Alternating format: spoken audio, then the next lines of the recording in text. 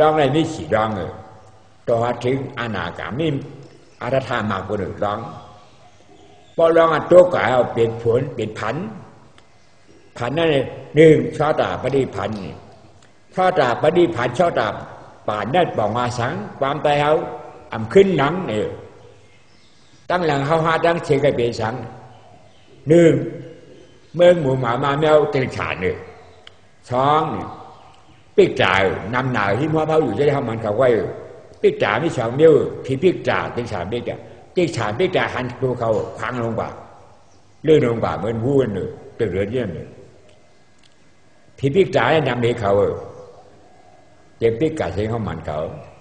เขาว่าปิกจ่านั้นเผ็ดแต่ว่าบอกว่าอึบเนี่ยไม่ดูโค้ไม่ดูเลี้ยงมีเฮิร์นมีเยี่ยมีหางมีหัวเป็นเจ้าเมืองเขาจิกขี้อยู่จำเงาไม่เงาต่อไก่ขิงอันนั้นไปเป็นเจ้าเมืองเขาคนมีขี้คนเอาศาสนาพระเป็นเจ้าให้เข่งเหี่ยวกับว่าเจ้าเงาไม่ต่อด้านหอดเผ็ดผีเผ็ดเนี่ยเป็นปีจ่านะจะผีเจ้ผีเจ้าเมืองกันนะเป็นมีเมืองกวนเลยเมื่อกวนเนี่ยเมื่อกวนรู้เขาให้เจ้าเมืองแหลมใจเมืองไทยมีขุนหลวงข้ามไปเป็นเจ้าเมืองไทยจางไว้เจ๊งไปไม่น่าจางมาไปเป็นเจ้าเมืองเขาอำเภอดอยสะเก็ดไม่น่าอำเภอเป็นเจ้าเมืองเขาหรือเดินเป็นขามมาหมดเพียอยู่ในเจ๊เป็นขาเขาทีเดียวเลยเขาอยู่เจ๊เบิร์นอยู่กับเจ๊เบิร์นรู้กับเจ้าเมืองเขารู้ก็ขอด่าเขาเล่นหออะไรไปว่าผีเขาเนี่ยอำหยาบทั้งกาใจนาอำเภอมาหอกอะไรกว่าอะไรมากดีกว่านะบอลจีนาอำเภอเจ้นายอำเภอเนี่ยเจ้าในนี่ช่องเจ้าราชาเจ้าปัจจีที่ปัจจีเจ้าช่องเจ้าราชาคุณนั่นว่าบอกว่าไอดูโฮนี่ข้อไปนี่ได้กินเป็นเพราะว่าราชาคุณเจ้าต่างโหเนี่ยไม่เจ้าอันนี้นะได้กินเป็นไม่เท่าว่าเจ้าอยู่โหเนี่ยว่าใจนางก็นางบ่เด้อว่าใจร้อนเลยมันบ่เด้อนั่นฮะลาจีโนลาจะไออยู่โหเปียกินเบิดเนี่ยกันเนี่ยปัจจีมาบอกว่าคนกูก็ยุ่งยองเหตุขึ้นมาเปลี่ยนช่างมันได้นั่นนะอันนี้แหละแต่คนกูก็เหตุเปิ่งพองงามมันเมืองกันเพราะว่าช่างมันได้เจ้าขุนก้อนเนี่ยนะเมืองกันนะมีสองก้อนเหมือนกันเท่านั้นในฮารุลาในน้องมากนะฉีล่าอันนั้นไหนมาควายแก่คนย่างไหนควายแก่คนผีอย่างนี้ควายย่างไหนผีเพียมใหญ่ควายเพียมย่างไหนช้างอันแก่ผีก็ไม่ช้างอันย่างไหนอาดิยาลองอาดิยาให้ช้างย่างเนี่ยช้างอันมีการในกว้างกลางเอาก็มันมีอัตตากี่วิกิสายอัตตาว่าเป็นเก่าวิกิสายนั่นอยู่เม็ดเก่ามันแบบพี่เขาทางเขาอันนี้อัตตาที่เขาว่าศิลปะตู้ประตาดชินอัตตาเนี่ยพอมีอัตตาบ่ได้อันนี้อยู่ในเมืองกับเผาล้อกันเนี่ยห้องว่าชินจังชินย่อชินอัตตาชินเอาตาเอาเกิดเด้ออันใจศีลาวิสุทธิอันเฮามาเฮ็ดเนี่ยมันเป็นศีลาวิสุทธิปฏิปทาญาณันราวิสุทธิปฏิปทามาหันทุกขะญาณทัสสะเอาญาณเป็นญาณหันทุกขะปฏิปทาญาณแต่แสดงมาเอาทุกขันม้วนเป็นอนัตตาอันใจของเก่ามีสุขีอัตตาอันมีจิตบดแถวจุกแก่โปรแกรมนะป้อนตายก็มีจิตอีกแล้วเมื่อเหลือที่เอามันออกขวายมาขึ้นออกเก่ามาขึ้นเข้าออกป้อนออกขวายออกมาขึ้นไม่ถึงเป็นชอตาบาดเพราะว่านิจจาศีลาวิสุทธิชินศีลานั้นจิตบดแถวมีอัตตาจิตบอกยาวในข่าวดังจัดบางมันชอตาบาดหนึ่งจ่าเลยดึงจ่าแล้วตัวถึงกับเจ็ดจ่าเลยเพราะเดชนีเจ็ดจ่าแล้วเปลี่ยนจ่าเดชนีบุคคลจะว่าอาธามาดิยันดีชอตาบาดในอมทันทีเปลี่ยนปลอมเอาทันทีเจ็ดปอกเคยเป็นยานตากาอันนี้บานยาวนั่นหัวชินอันได้แก้ชินทางเลยนะชินมักกะอาจาระอันเขากำเขาแก้งเอาได้แก้ให้คุณช้างลงแบบไหน ชินชอบตาบานนั่งวิชาอนาถาพิกรรมใจเขาก็ไม่ชินอันชักกราการทำใจเฮชินนั่งวิชาการอนาถาพิเขาชักกราการนั่นมันอยู่ที่ชอบตาบานนี่มาเป็นชอบตาเป็นมักกะตาน่าเป็นร่องอนาชักกราการไม่มาเลยเพราะชักกราการไม่มาก็เป็นชอบกราการมีพันผูไม่ได้จ่ายสามไม่ได้เกิดสามจานได้เจอปริศนิสามตาเลยว่าสามตาแล้วอำได้ตาแช่งป้อนได้ตายก็อำได้เกิดปิญาตาเอานี่ผ่านชีไม่แน่ใจชอบตาบานเนี่ยใจชอบตาบานไม่ได้ตาสามตาไปรู้ชอบตาบานตายเจ็ดจะรู้ก็ไม่ชินอัน ชักกระการนั้นย่างเหอนาการเนี่ยอนาการนั้นอยู่ที่ชักกระการที่เพื่อเคยเป็นบ้านนั้นห่อร้องอนาการร้องอนาการแจมอนาการมันนะอนาการไม่ได้ตาใจแล้วใจเหลียวเว้ยเมื่อเอาปริชนีในเมื่อฉางชุกท่าว่าซาหาผูมันเนื้อชุกท่าว่าซาบอกว่ากี่อยู่เจนปอดบดใสมีกี่ฉายเป็นชาเอาป่าที่ชานีป่าก็ดีมานะชุกท่าอาวาซาที่อยู่ชุกท่าที่อยู่จินบอดมดใส่อาวาชาที่อยู่ชุกชาจินบอดมดใส่ให้ใช้จินบอดมดใส่ตั้งเดี๋ยวอัตตาที่ขี้ตัวมดถึงอุเทจาบนมิสีเชนชิมันจ้าหน่ายนะจ้าเสียหายเนี่ยจ้าเสียชักกระการชักกำตาสามจาดูมันได้ตาเดี๋ยวไว้ปิยาตานี่ป่านชินอาหารจากเขาเจ้ากูเจ้าสันนิบุตรามามอกการนางอุปราวิคีมาเขาตอนฉันจ้าให้ชินอนาการเลยที่จ้าด่านี่มันได้จ่ายดูมันตายทำได้แค่ที่ก่อนตายก็เปิดบ้านนำตายจังทำเกิดจังว่าบุตรจารทุกข้าวนี่ปานนางปรามังสุขขังนี่ปานน้ำบองอ่ำตายปรามัมชมาบองอ่ำเกิดอปารีชมาอ่ำเกิดอ่ำตายก็อ่ำเกิดว่าอ่ำเกิดปรามัมปนจังทุกข้าขานใจชุกขังก็เย็นว่าขายอะไรใครเป็นอย่างนั้นบ่เฮาญาฉาปุ๊บเป็นคนพวกท่าป่าอย่างญาฉาน่ะเขาทิ้นเปลี่ยน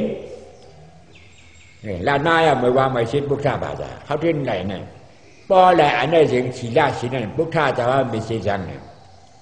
อนุตตรบอกว่ายอดเป็นมรดกตั้งหูตั้งก็เป็นยอดจิกผีฉางตั้งคนอย่าหันตาเขาสีลามันจะก็เป็นจิกยอดผีฉางตั้งคนด่านตาเขาเจอเพราะว่าอนุตตรปุริชาปุริชาเนี่ยไทยเขาว่าปุรุษใจไต้เขาว่าใจเขามันมายกจ้าไม่นำใจนะปุรุษแบบคนใจเนี่ยอันใจเดียวกันอันใจเดียวกันคนใจเป็นการขวางเขาปุรุษในการป่าดีปุริกัจจติเอตีนาที่ปุริช่อเนี่ยป่าดีพุทธเจ้าว่าปุริตั้งนานั่นกัจจติกว่าอยู่อ่ำขึ้นดังยาวปุริช่อห้องปุรุษพ่อตาป่าเนี่ยขึ้นดังหลังดีกว่าตั้งหน้ากับเป็นชักการเพราะชักการกับเป็นอนาการเพราะอนาการเป็นหันตาชุดโมเดลนะนั่นห้องปุรุษกว่าหน้าอ่ำขึ้นดังอัฏฐาปุริชามีเบียดเจ้ามากันก็กว่าน้ำขึ้นดังชอบตาปาได้มาเก้าแต่เด็กขึ้นมาเป็นผู้ดูจวนแบบนี้การเป็นชอบตาปฏิพันธ์นั่นเอาชอบตาปฏิพันธ์แบบนั้นทำมาเป็นยังไงทำในการที่มากาจาระชักกะมีมากดูชักกะดาการมาค่ะชักกะมีผลดูชักกะมีผลแล้วทำกะอนาคามีมากด้วยอนาคามากกะอานาคามีผลด้วยอนาคาผลกะอาราธามะด้วยอาธามากะเป็นอาราธาผลอาลาหัมอันชุวากูนะกูนะอาราหัมธรรมาสัมบุกทอนอาราหัมนางวิชาจะแท็กเจ็ดจัดไปอาราหัมอานาธาปีก็แท็กเจ็ดจัดไปอาราหัมอันจะมีบุกชาเจ้าไว้บุกชาเจ้าแหล่ตามไปเอาบุกชาเจ้าน้ำเนี่ยอาราหัมแต่ว่าอะไรอาราหัมมันบอกว่าเฮ้ยอาราหัตถามักกีนะสัปปะกิริสีมาเลนดีที่อาราหัม อาราธามากีดาอาราธามาสีเดสปากีเรชีกาเมกิสาชิบหนึ่งเฮงาปากนั่นมาเรียนที่กั้นอยู่ไว้จัดขาดมดยาวอารหังจีเจ้าว่าอารหังยาวเพราะอารหังมันมดกว่าดิจุเล่นมือก่อนมีสัมมาสัมพุทโธใช่ไหมสัมมาสัมพุทโธสัมมาสัมพุทโธเป็นสังเป็นอาธาผลอาธาผูสัมมาสัมพุทโธหรือพระกวาดพ่อว่าอาธาผูนะยันไปเจ้ามันเลยอัตตั้งเป็นกุญกาและขณะมากันเป็นอาลาหัมผลแปดผลนั่นถ้าเป็นสัมมาสัมพุทธะเอาที่เชียงลีนี่หลังในกับผ่าล้อกาหลวงเมืองพุทธะผ่าหลวงบดป้อมใจเมืองพุทธะผ่าสาเพิ่มผู้ท่าหันผู้ผ่าเนี่ยคือยังเหมือนไผ่ผ้ากลางบันฉาเนี่ยกัดเย็นเอานะให้กัดเย็นนะบ่หูหันอันนั้นจริงอีหมาแฮ่ฉาชื่อมามีอนัตตายี่เราเนี่ยจังเย็นกัดเย็นอะไรเนี่ยไอหมาเนี่ยมามีอนัตตายี่เราป้องหัวจักรตาอีหมาเนี่ยไอหมาสรุปครบกันเด้อเราได้กัดเย็นความแต่บุกเท้าในหมายเมียหนาก็เปิดตัวเจ้าทบยาอะไรมาเสียลาเลยนะจากการในไม้เฉพาะตราชินสีลาแล้วชินสีลาเนี่ยมันมีดีมุนเจ้ามันมีในยอดได้กับในกลางมีตัวเขากายที่มุนเจ้าห้อมได้กายจะพาก็จะพาบันกายยาจากเขายาจากขอบันเท่าไหร่เพราะกาจ้องใจเขาเนี่ยกาไว้บนเจ้ายันฉีดิกบ่อยประผ้ายันฉีดิกจะผ้ามันได้เพราะกามาห้อมว่าให้บอกอะไรยันให้บอกอะไรควายอย่างยันไผ่บอกฉินพี่จะขอยันไผ่ช้างจะขอยันไผ่อันนี้อยากแต่เจ้าขอยันไผ่ฉินฉีกระฉีดาไปชุกที่อันยันกำเอาให้เด็กของเขาเขากูก็เนี่ยอาหารพานจีที่ชาลีน่ะชาเป็นจ้าชิลำธรรมยาจามีเกาขาอ่ำหู้เลยเกาขามายันหาเจ้าฉอนปันเฮานี่มันทำผู้บันฉอนปันเฮาเขาทำผู้กับจุบันฉอนดีคือกำน่ารู้ดิ้งช่องตัวเอามาป้าบันกันเนอดิ้งตัวก็เอามาป้ายิงมามันหูจักระมันจิ้มแบบป้าดิ้งตัวทับอะไรก็ทำหูจักช่องตัวลิ้นดิ้งเหมือนเฮามีกินเนี่ยมีมือช่องกว่าเนี่ยเหมือนว่าดิ้งแบบป้าไปกาใครบ้ากาใครย้อนเมื่อปองวันที่อยู่รังเต้งหลวงวันนี้พอเท่ามันเป็นจิ๊กเป็นจอมมาดูอันได้เลยเปลี่ยนการมันเห็นก็กวนเจ๊ก็แล้วการมันบ่ายถ้ามุนเจ้าหลวงเนี่ยจี้หน้าเนี่ยเต้งหลวงได้เลยเปลี่ยนการมันให้ฉันได้เลยเปลี่ยนการผ่าสองก้อนนั่นเป็นดีเองบึงกวนเจ๊กวนเจ๊พอทำมันเป็นประเด็กตำรวจเมืองนายอิงตาจีมันจีตาปีตามันพอเขาเอาว่าเดินหามาเลยรวดกันหนึ่งรวดหกรอบกันหนึ่งกวนยิงกวนใจอ่อนขี่เจมกันจริงป้าคู่หลูโคตานี่กันเนี่ยเมื่อเดี๋ยวไรเป็นก๊อกฉุกมือเอาจีเรืองห่อเอาตะการเน็บเอาที่หอบเน็บหน้ามาเนี่ยเงินชาวหนึ่งเน็บใส่ก็กะเคยย่องกะยุคปันดาวออกกะซากะยากะมาจีกะมานอกกะบ่มามเย้าเนี่ยเราการทำเบิกอาเปสีเบิกอย่างจุสีเบิกเย้าทำยังไรฉันตรามังตราผูตรามูลเจ้าว่าทำเอารัดกะยากะมาจีกะทำเอารัดอาเปสีเบิกทำเอามังตราฉันตรามังตราผูราปันก็ช้าทุกจมหนาเราเลยนะเพราะว่านั้นเราทำเยอะเราฉีดละกูเจ้านะตั้งหมด16เจ้าเลยนี่เจ้าใน50เซนชิบกว่า50เอา630เอา 80 มื้อฉีน่ะ1วัน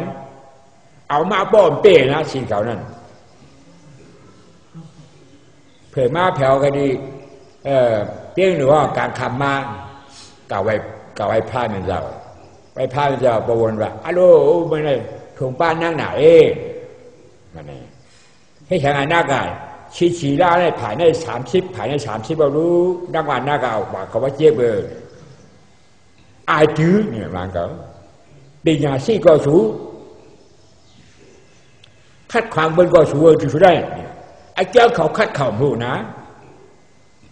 không người không mua cả nê bên người chơi cậu ba mà ba trên nên muốn cháu chín nó làm như là cả bom lại xăm là chét qua chét xăm cái xuốngมันแจกมันจะมูเหมือนนั่นเลยนี่ก็มันเงยมันพูดมามันคัดบ้านพูดมาเก่าสารคัดเลยนะสีดามันแจกย้อนเอารู้กำเอารู้ถ้ากำเงินใดพี่ย้อนเผาสั่งย้อนเผา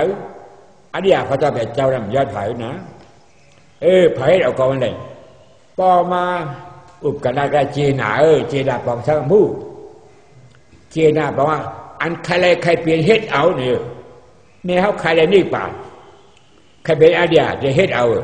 อันมาเฮ็ดเอาเลยมาเฮ็ดเอาใครเลยนี่ให้เป็นอาเดียแล้วนี่ป่าเนี่ยเจ็บอันใจเก่าอนัตตามันนั่นกัดอันใจเก่าอนัตตามันมาเฮ็ดเอาให้เป็นมากเพราะเป็นมากเอาเลยนี่ป่าเอาบอกว่าเจนาเนี่ยเจนาให้ปองเจ้าใจปวนมามีช่องปีป่าเลยมุนเจ้ากล้าของป้าหนึ่งอยู่จะปิงเมื่อก่อนได้กว่าเมื่อก่อนปีเมื่อช่องเฮงปีอ่ำร่วมยาวอ่ำยุ่งอ่ำม้อนะเป็นหยาตั้งคู่คอยใหญ่เสียเบิดได้กับเผาล้อกันเลยอเมริกันแล้วลูกชาติเขาเอ็งกินกับปิดตะแป้เขาลองปีหยาเฮ็ดเครื่องยิบปึ๊ดยืดอย่างนั้นนะลูกเด็กเขามาอยู่ชาดูชากะเอ็งกินดูเอ็งเรียนบ้าอเมริกันเขากัดนะเฮ็ดมนเจ้าไอ้มาอยู่เมืองยันกุ้ง5 บาททำมาอยู่ในจีนาม3 บาทพอธรรมะที่บ่หมดเนี่ยบนถามมาเจ้าได้ปีคนเยอะสั่งปีจะปีกด้วยนาเจ้าเหมือนแองเกิลได้ละเจ้าว่าเป็นคนต่างเชื่อต่างเคยมาด้วยเขาที่มันเป็นก้อนเดียวกันเนอะว่าห้องกันด้วยกันได้เมื่อเป็นจะปีกก็เป็นแองเกิลคู่เหมือนชูใจใช่คนต่างเคยมาฐานชูเป็น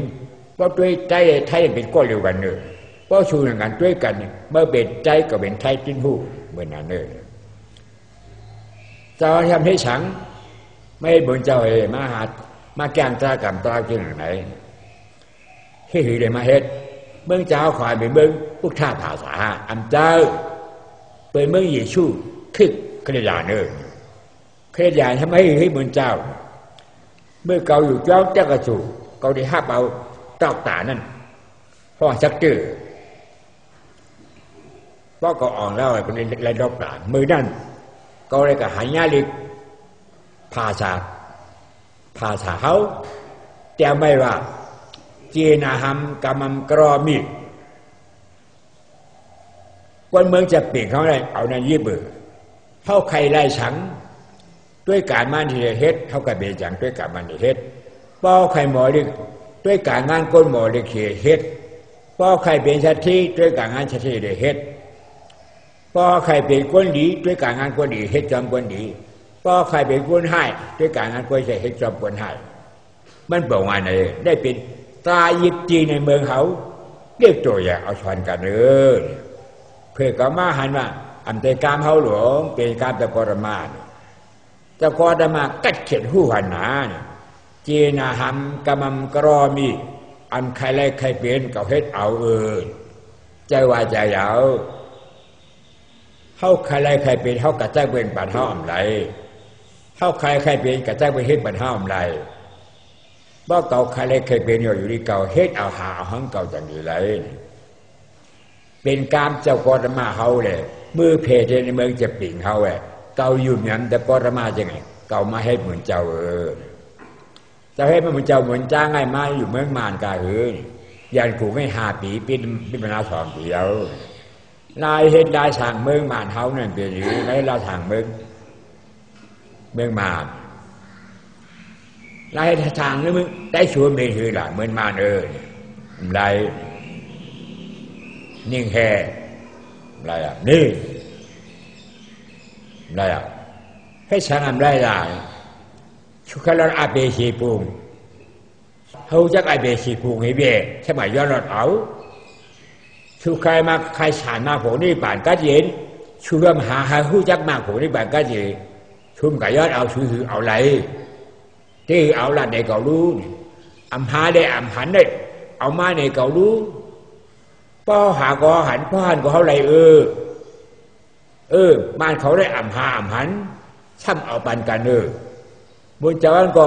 มักขันตระมักตระผู้ตระเอาบรรดากามันก็เหิมหายไม่ถือเอาปัน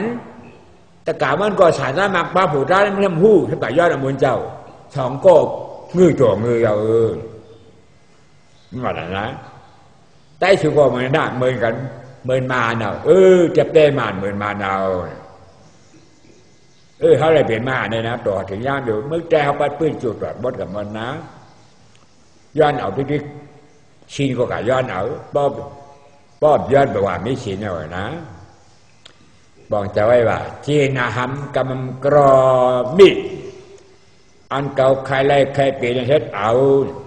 ป้อเก่าใครได้เจ๊จิมผีใครเปลี่ยนผีก่อน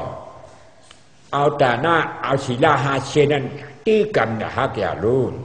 เล่เปลี่ยนผียาวบอกอะไรนะจะพาวเนี่ยเจนะหัมกำมัมกรอมิป้อเขาใครเปลี่ยนช้างก็เอาชัตตี้สมาธิน้ำหน่ายเฮ็ดติ๊กได้เปลี่ยนช้างยาวเจนะหัมกำมัมกรอมิเก่าใครมาไกลผลเอาสมาธิสมาสกปะเป็นยาสองตัวน้ำหน้าเฉยเฮ็ดติ๊กจะไกลบากเป็นผลกว่านี้ป่านยาวเนี่ยความจะพาวเนี่ยใจประวันที่มอลาประวันที่หู้สีสังหู้อีเมลหู้เมืองดังหมาก็อย่างมันหมาก้อมหู้มันเลยปีกาเจ้าก็มามันอย่างโมลาอะไรนั่นป้อมได้เหมือนหมาเนี่ยมันเหมือนกันเด้อคือเหมือนกันเนี่ยหมาน้อยเนี่ยปูปองแบบปองแบบปองบอกว่าเกิดแบบบอกว่าตายเปียตามันหู้บวันที่ก็เหมือนน้ำลายเหมือนมันเหมือนมันก็ไม่แมวน้อยนี่ข้าวยาวออกยาวเข้าบอกว่าเกิดออกบอกว่าตายเกิดตายอัมมาได้เป็นอัตตาแมวหูแมวเป็นอัตตาปนที่เป็นเนี่ยมาปีเมืองเจ็ดชิดปีปลายวะเนี่ยเป็นหมาเจ็ดชิดปลายแต่ปีลูกวันแต่กะเขาเยอะกี่เขาเรียกเป็นได้ประมวลผู้เอานะประมวลที่เนี่ยตัวประมวลที่ย่ามที่บาลูกวันที่ย่ามไม่มาหูการปนรู้ประมวลที่หูการปนรู้เวลาฉันก็หูเวลาฉันก็ยินย่ามไม่มาแต่กะเขาได้ประมวลบ้าเช่นนี้บุตรีเนี่ยเช่นได้บุตรีฮะชุดแดงเป็นเหมือนบุตรีที่บุตรีไว้เข้าวายธาตุผู้วิญญาณฮับเวทนาเป็นอาตาผู้ที่ผู้เป็นแนวเป็นแนวมาเลยปีเมื่อกาหือเจ็ดสิบปีไปเพราะเกิดออกเต้าเมย์เขามาเป็นแนวหรือว่าดื้อเข้าออกมาได้เกิดเป็นกวายมาถามขวบตัวเจ็ดสิบไปแบบที่ข้าวดังมันถามขวบ75 ปีเมื่อย่างเอาย่างเนี่ยพ่อมาจิตเจ้าวายธาตุเอาย่างรูปอันย่างเป็นรูปอันหู้นั่นเป็นมีงานอาภาพเป็นบนน่ะถามเปิงได้เป็นอาตาผู้เที่ยมหู้ย่างหูดังวันย่างไม่ควายถ้าอย่างย่างไม่ควายนั่นมันหูการกวนมันยี่เสียกวนมันหันกวนมันหมอถามมันหมอถอมผู้ที่ได้หมอถามหมอถอมหมอลาช่ำหู้ย่างไม่ควายเนี่ยนะจะกล่าวเขาได้มาได้นะผู้ที่เนาะจากการนี้มาเมืองได้จีดันเนี่ยชินฉีล่านะเราเลยชินฉีล่ายาวไว้ชินฉีล่าดิหนึ่ง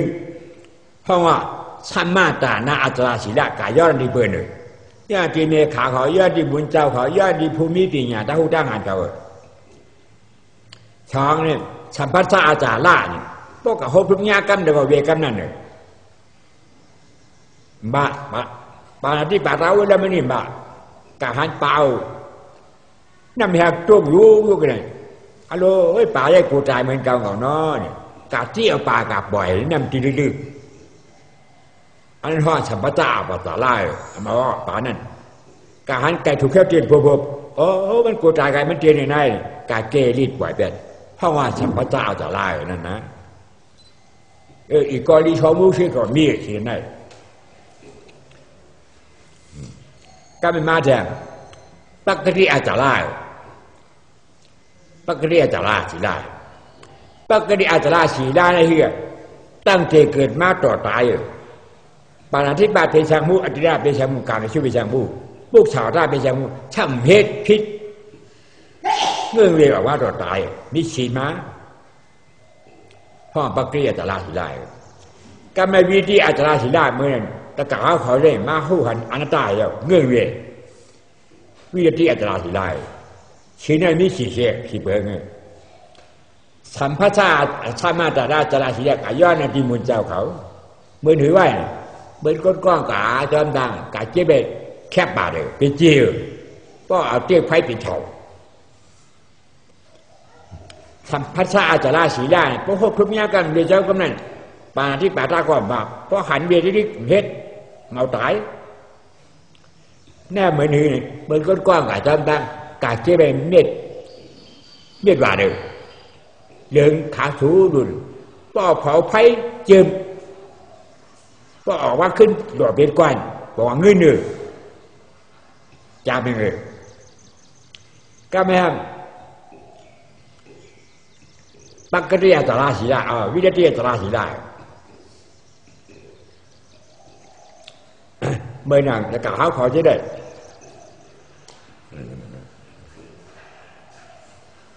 ปักกริยาตราศีลาตั้งแต่เกิดเป็นตัวมาตัวตายพิษศีลาเส้นผู้ก่อมผู้เมื่อนั่งคือประวนที่ได้เล่จ้างอะไรชอบกูบอกแต่เมื่อเนี่ยนอนคือดีชอลาวหลุเป็นดีชออาชาไม่เปรียบเทียบมันว่าเจ้าเขาเจ้าขายเจ้าคูเนี่ยว่าเจ้าขาได้เป็นดีชอกาเชิดศีลาเจ้งได้เขากับย้อนนั่นเจ้าขามผู้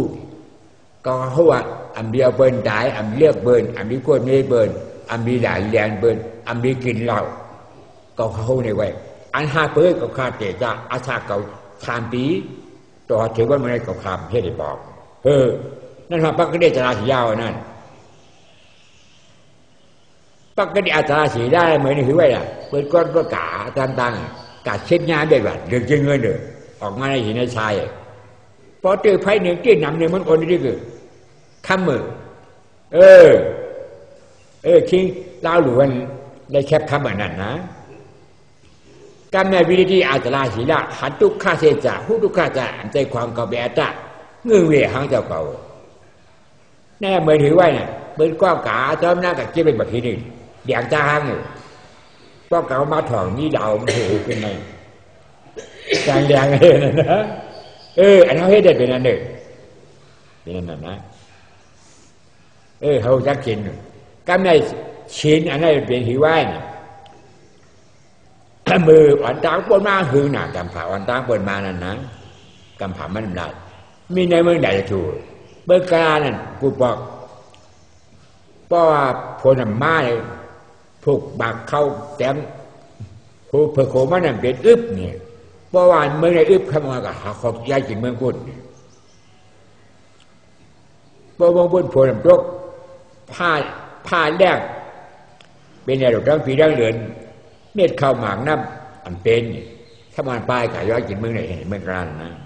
เมืองนั้นมีบาทเมืองหนึ่งน่ะมีนายช่างเมืองไหนจะถูกเนาะสองก็ผมมีอึบะผูกเขาก็อันเป็นผูกมันก็อันเป็นผูกเผยก็อันเป็นมีหลวดก้อนเจดันลูกขายที่เขาเมืองเราจะจู่เราจะกระเหยที่กับย้อยกินเมืองนั้นลูกก่อนขานั้นก็ตึกหมอนั่งดีๆตึกดีพึกไปไม่หมอไปตึกหมอการเนี่ยพอเมนเจเหือบันโผเจพอโผเจบันเดเจกว่าเด็กกว่าเขาในกินน้ำนั่นอ้วนหนาแล้วก็ถึงมาโผต้องไม่เข้าหนา พอต่อไปข้าวหนาเอาลูกชายบึ้ดเขายุ่งแบบบึ้ดเขายุ่งแบบกว่าเอาเนี่ยเมียน่ะดูข้าวหนาก็ต้องไปข้าวหนาก็ฮื้อกับเจี๊ยบแกได้อยู่บนเราก็เป็นเมียขึ้นจำเจี๊ยบเอาใจเมียได้ใจปอได้เมียได้หักลูกที่ปอหักเลยปอได้เบี้ยเมียอีฉันไว้อะก้นไว้อะจุดจ่ายเอาเมียได้หักลูกเลยนะคำมองตายก่อนเบอร์หักลูกเลยตายก่อนเบอร์ขึ้นเก็บออกมาพอเก็บออกมาเมื่อหัวสิงมันกล้ากันเนี่ยกาเลี้ยงวัวแต่ว่ากาเลี้ยงวัวเนี่ยกาเลี้ยงวัวเอาเข้ามาเลี้ยงทานเพราะว่าเลี้ยงนี่เนี่ยบ่กินน้ำนะกินตามาเนี่ยกินเนี่ยบ่กินน้ำหมออีกเนี่ยนะ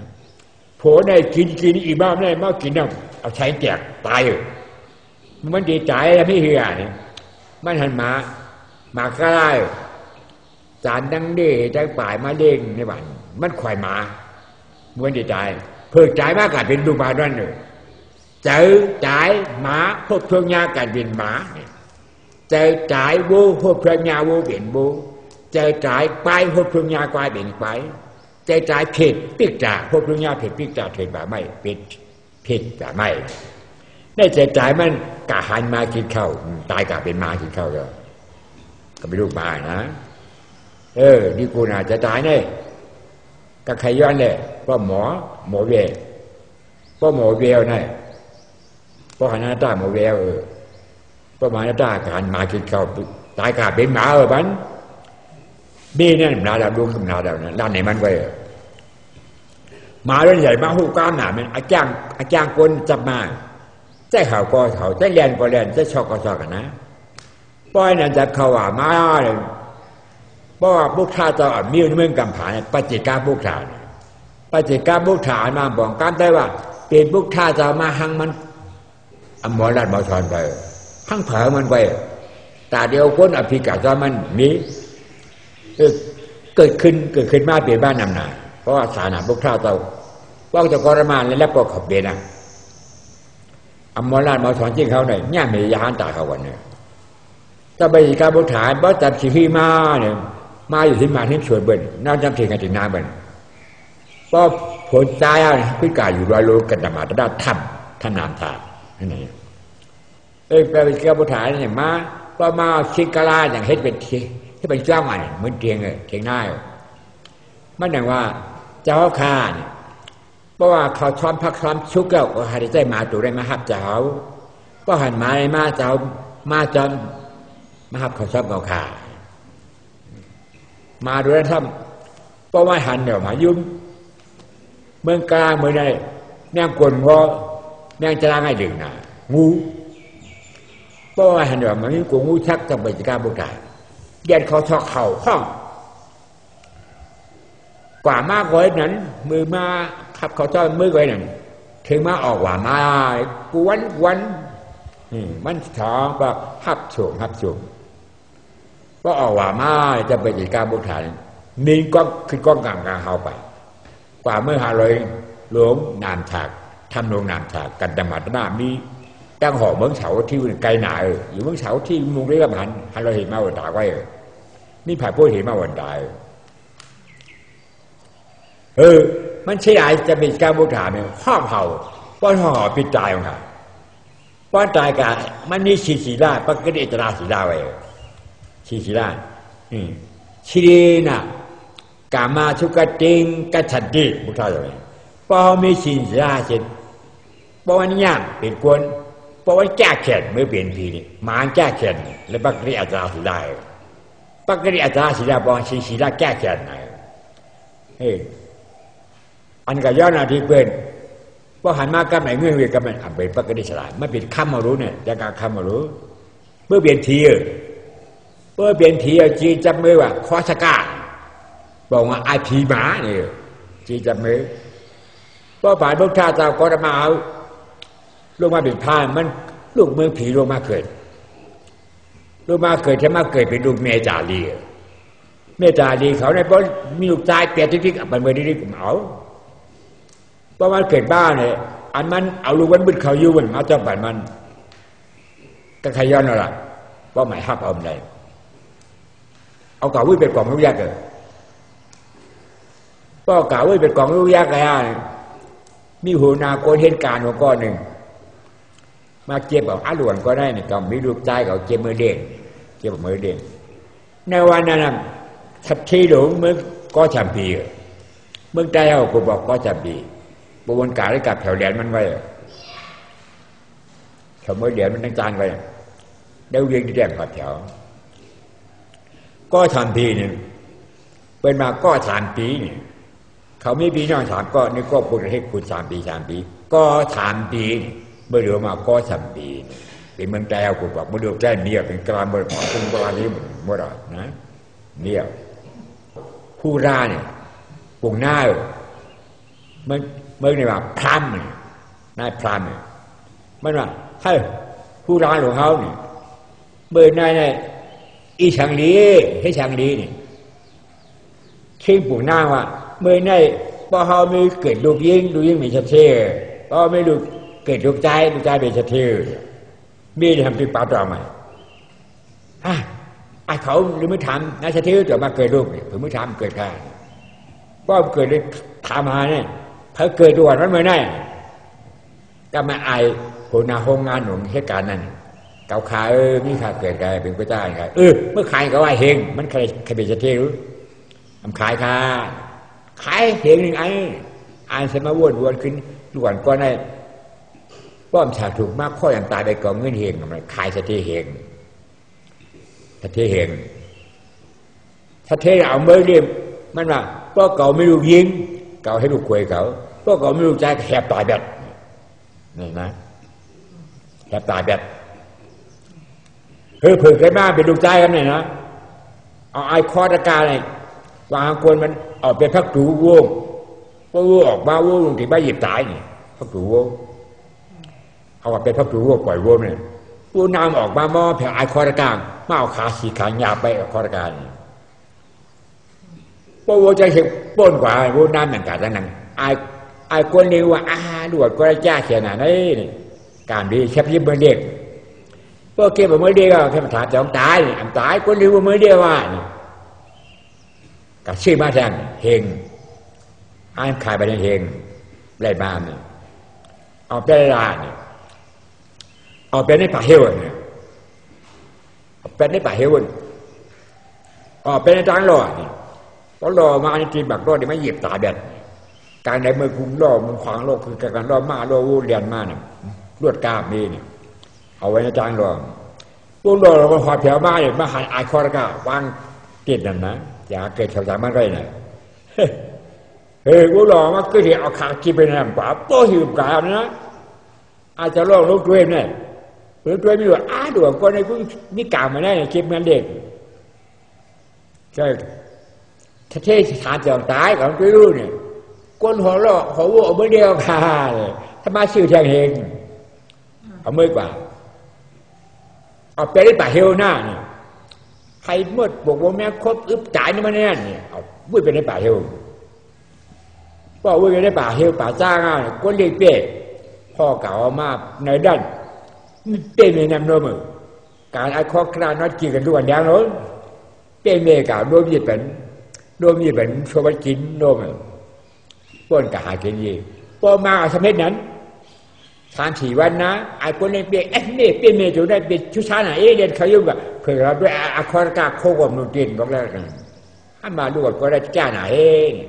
มีการไม่เหมือนเก็บเมื่อเด็กก็ไปจอดตายกับถามดิอันตายค่ะก็เลยเปรี้ยวเมื่อเด็กเอาเนี่ยถ้ามาเงินมาชื่อแข่งเองไรมือกาเนี่ยเอากาบุตรการผ่าหน้าเนี่ยอยู่ในพระถ่ายบุตรตัวกว่าเนี่ยบางคนมันไอ้คนมันหอบไอ้คนก็คือร้านผ่าดงคนเฮ็ดฉาทำมาจากตอกสัตว์ต้องงานผ่าเนี่ยเอาต้องสัตว์เขาให้ชุ่มเขาที่เห็นเป็นเบอร์หาวที่จะไปเรียนที่อยู่เหมือนกันไปนะไอ้คนก็พูดดูกับเต้าเกียที่เห็นนี่เรื่องตายเอาน่ะคนเฮ็ดฉาเพียบไม่เด้งเนี่ยเอาไม่เด้งถ้ามาถามไม่จบมาตายอันตายคนเฮ็ดฉาไม่เด้งเอาถ้ามาชิมาแทงเห็น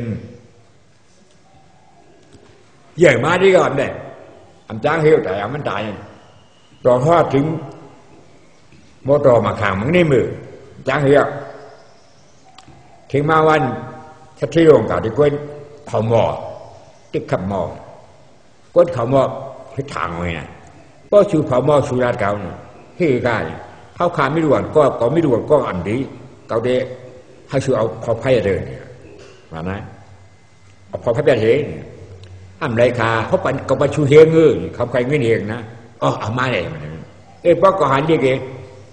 งชูเอาก็เดี๋ยวหน้าเนี่ย